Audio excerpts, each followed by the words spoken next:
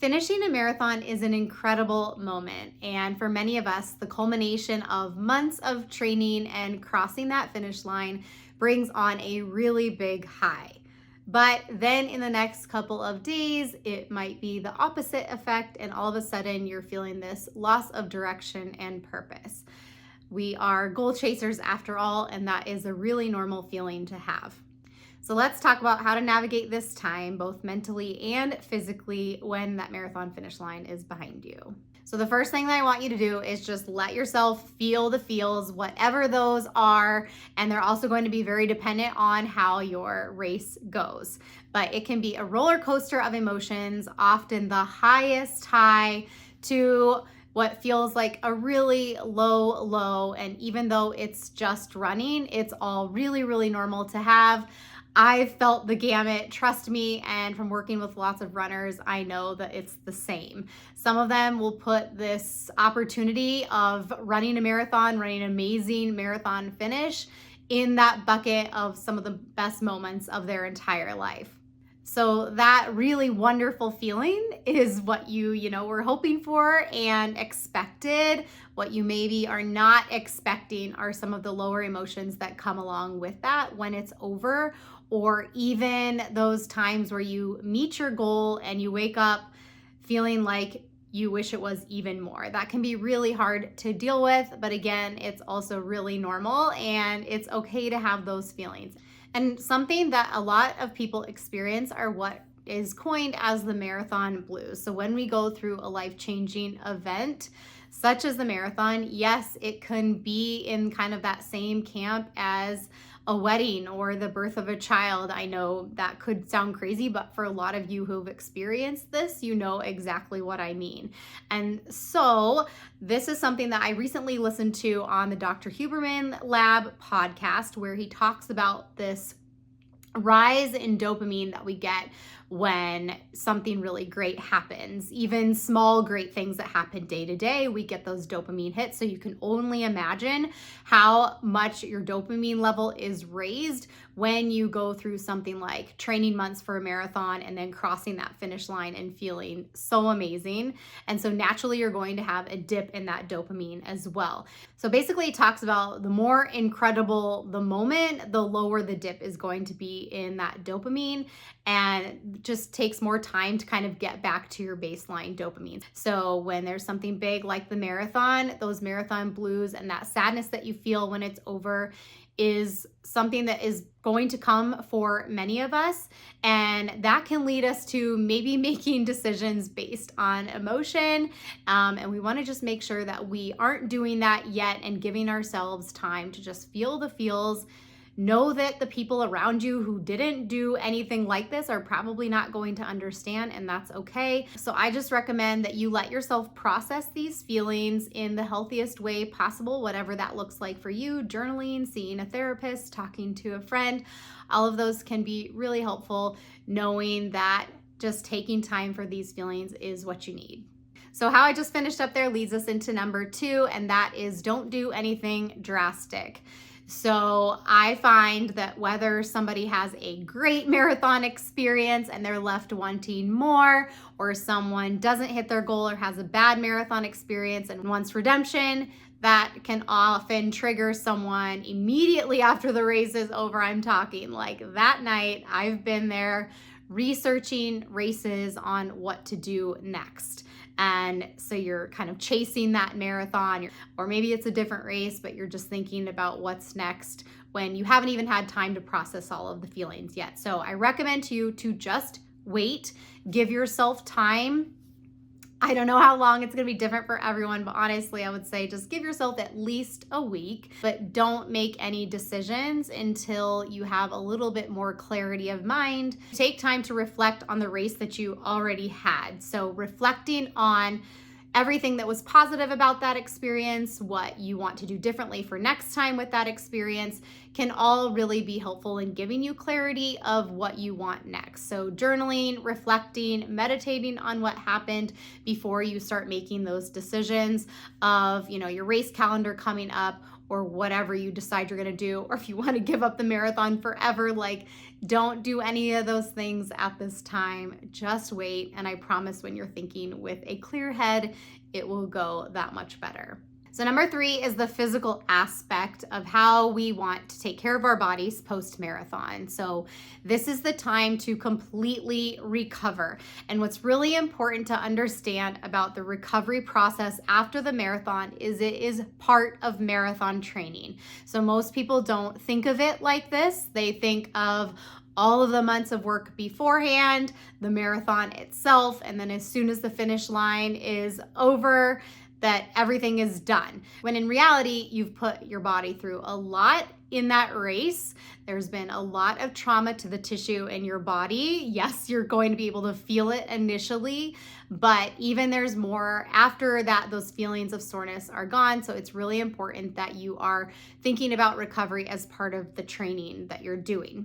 So what is this gonna look like for you? So I like to refer to this time as the reverse taper. So just like you taper down your mileage before race day to get your legs fresh and experience that super compensation, you are now giving yourself time to recover after you've put yourself through this grueling event. So first thing I want you to do is just take full rest.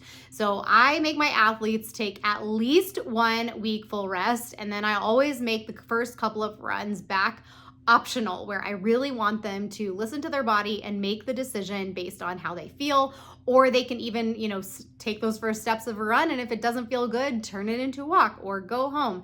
Like, give yourself those options. You need to not be rigid on this comeback.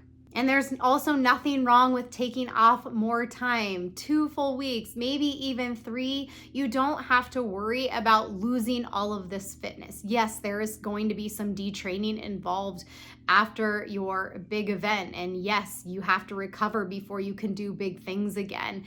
But you don't need to worry that you're just gonna lose all your fitness, and you know that consistency is the number one thing, and so you think, oh, I need to get back out there immediately. No, this is not the time. So resting is a huge part of your comeback and doing things bigger and better when you come back to the distance once again. So I'm going to link an article written by a PT who links out to a bunch of different studies who are backing everything that I'm saying right here in case you want to see some more on the evidence. But really, there's so much going on in your body that you cannot even feel. So it can take even up to 8 weeks to the point of where your body is actually fully recovered. I'm not saying you need to wait that long, but just go slowly on your comeback. Ultimately, you're not a machine, and healing takes time. So after that period of time off, you want to give yourself 3 to 4 weeks to have that reverse taper before you're returning to what I like to call baseline mileage, or whatever mileage you just feel really comfortable at running. It feels great in your life to have that type of mileage. It doesn't feel overwhelming, and you're not getting sore, and it fits just well into your everyday routine. Then after that, you can be thinking about what's next. Number 4, take the next season to work on your weaknesses or other modalities. So we all know how intense marathon training can be, both from a physical and mental standpoint, and it's really important to give yourself a break in that regard. Now, I'm not talking about just completely giving up running by any means. Being consistent in the off season is really important too. You don't want to just start back from scratch on the next cycle. So now, alongside the maintenance of running fitness, I want you to spend more time finding those weaknesses within your body that you can work on, usually from a strength training standpoint. It might be also more mobility work or yoga or working with a PT to find those weaknesses and imbalances so you know what to actually target. But this is what you're going to focus on in the meantime. And if you aren't sure where to start from a strength program perspective, perhaps a PT can be someone who is a great resource. I also have a strength training program for runners that I highly recommend that coincides well during marathon training, but is great for the off season as well. So I'll go ahead and link that video so that you have access to that. And it just kind of takes the guesswork out of it, and it makes you know that you are working on runner specific exercises. So I really recommend taking this time to take a step back from running, and all that strength training and mobility work and cross training that you're doing is going to catapult you forward in your running. In the next cycle that you come back stronger and faster, you're going to be less prone to injury, and you're honestly just going to be that much more rejuvenated and excited about what's ahead. So number 5 is plan your race calendar with intention.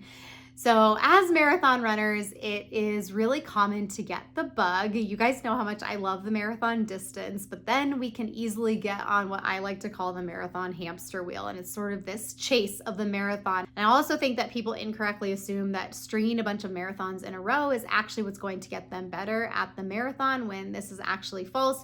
You want to make sure that you interject some time to focus on the shorter race distances. So what I would recommend now that your marathon is over and you're building up that mileage back to your baseline, you're getting in some cross training and strength training, some more of this maintenance phase. Once you are coming back, perhaps you are coming into a 5K or 10K training cycle first before you go on to that other marathon. That, yes, you can have another marathon in your race calendar next year, but perhaps it's only 1 instead of 2, and you get some time to focus on these shorter race distances. So even though it may sound counterintuitive, getting faster at the marathon is almost always complemented by getting faster at the shorter distances first. It just gives you time to develop that speed endurance and focus on faster interval work that you're really not doing as much when you're training for a marathon. And it's just working different systems of your body, working different muscle fibers. And if you can get that 5K or 10K time down, that's only going to equate to a faster marathon as well. Also, another thing that I want to share of why it's so important is because we can't race the marathon a lot. Just like I talked about before, it takes a ton of recovery, whereas these shorter race distances do not. And so you can race a lot more of them. And there is so much to be said about experience in racing, really just even navigating the nerves associated with it, the pain that comes with racing, just opportunities to race a little bit more and getting to toe the line more often is a huge way to make progress as a runner. Remember that the marathon is not going away, guys. There are going to be plenty of future opportunities. And I think we can all agree that it's nice to have a little bit more time back in our schedule to do some things that we want to do that maybe we didn't have time for before, such as watching more running YouTube videos. I recommend that you check out mine about the most common personality traits of successful distance runners. I think that you'll find a lot of value in it. I'll catch you guys in the next video.